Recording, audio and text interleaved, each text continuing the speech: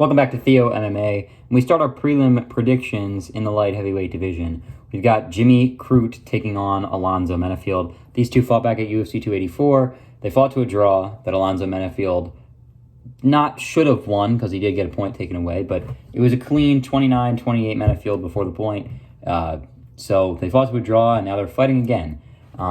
There's two obvious paths to victory here. You've got Jimmy Crute, 12-3-1, minus 120. He's a better wrestler, and that was the case, and we saw it in the third round.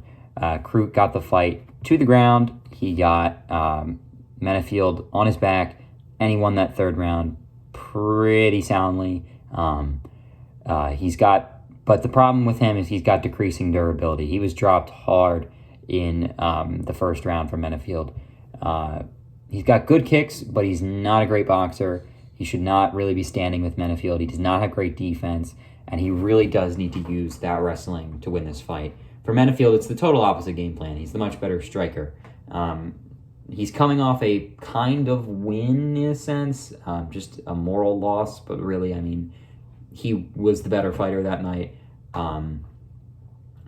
He should probably gotten the finish in the first round, but he's got knockout power. He's got great ground and pound. The thing that I really like about Menafield in this fight is he already has solid takedown defense. It's not like it should be an easy takedown for Crute. He has good takedown defense. I originally picked Menafield in the first fight, and here I'm going to say it. I'm going to stick with him again. I like his takedown defense as long as that's what he spent most of his time working on during camp, keeping himself off the mat, countering and transitioning from the back. He already is the superior striker. I mean, we saw that. If Crute can't get the fight to the ground, this shouldn't be a hard win for Menafield. So I think that's what's going to happen here. I don't think Crute's going to be able to get a lot of time with Menafield on his back, which means that I think Menafield is going to have a lot of time on the feet, and he's going to land big shots. And I think eventually, not first round, definitely second round, I see Menafield winning this fight by a knockout. We're going to keep going here. I'm making this one video. We're going to make this a full prelims predictions video. We move into fight number 7, and we've got Yasmin Jarougi versus Denise Gomes. Jarougi, she's 10-0. She's got minus 460 odds versus D. Gomes at 7-2. She's plus 320 to win this. This should be a good fight, honestly. I'm actually genuinely excited for this fight. Jarougi, she's a great striker. She's fun to watch. She's a great prospect in the division. There are definitely holes in her game, but she's so young. That last fight she had, she got knocked down early against Estela Nunes, but she came back and she did what she needed to do, and she ended up winning that fight. Gomes, on the other hand, she's nowhere near as clean of a striker as Jarougi, but does she have power? Absolutely. And that poses a threat for Jarougi. Obviously, she was dropped in her last fight, so she has the ability to get knocked down.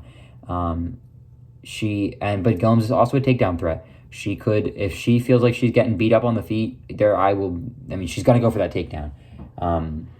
I think the way that Gomes wins this fight is if she makes it grit and grind. She shouldn't stand on the outside and just exchange with Jarougi because she's going to lose.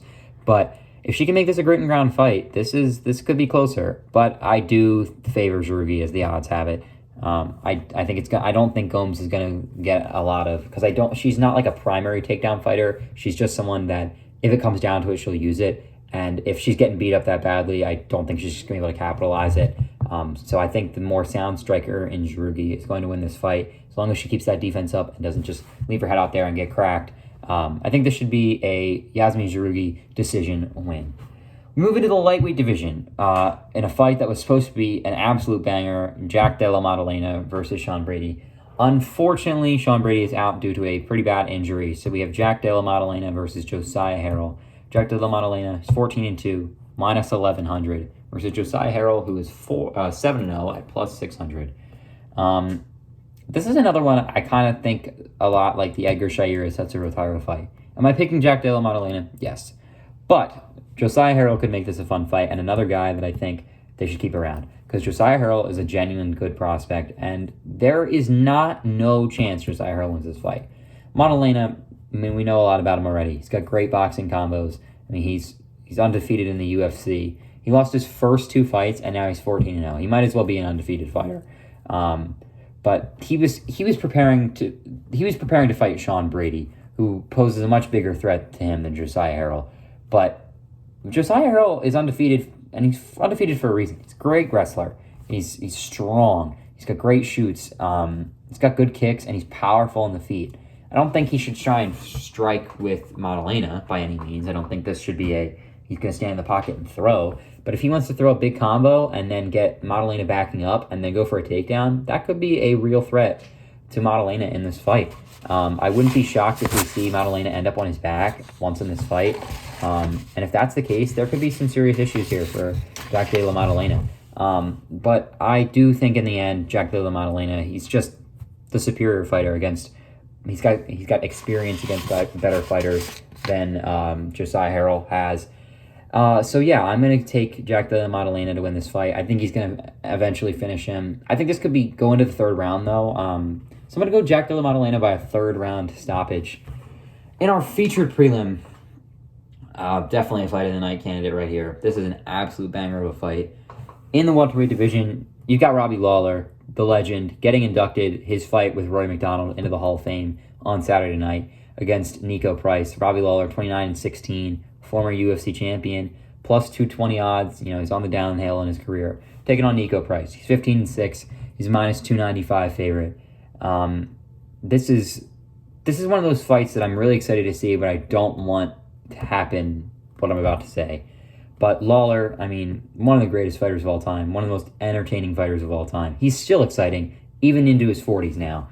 And I got to give him credit. He ate so many punches from Brian Barberena in that second round before it was stopped. But he never actually fell down. It was a standing TKO, and he was obviously didn't really know what was going on. So it was a good stoppage. It's just, he didn't actually go down. He's still got good hands. They're just not as nearly as fast or nearly as powerful.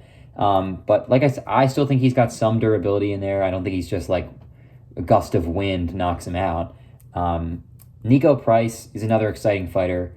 I just see this as these two guys are going to clash. They're both getting to heated fights, and they're going to go at it. And if that's the case, I don't think we're going to see a finish here. I really don't. I think we're going to see a Nico Price decision win. I think this is probably my pick for fight of the night or second best fight of the night.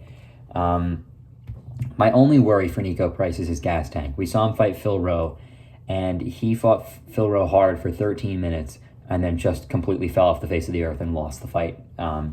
So if that's the case, I just don't trust that Robbie Lawler has a Phil Rowe-like gas tank where he could hang on that long and be able to finish him like that. So I'm going to say that this is a war. I have a 29-28 decision win for Nico Price. I think Robbie Lawler potentially could stay around after this, but I know he's calling retirement after this. But either way, great fight. I'm going Nico Price to win by decision. Thank you all for watching my prelim prediction video. The next video will be all the main card fights. You're not going to want to miss it. So check out my next video, and thank you all for watching. See you later.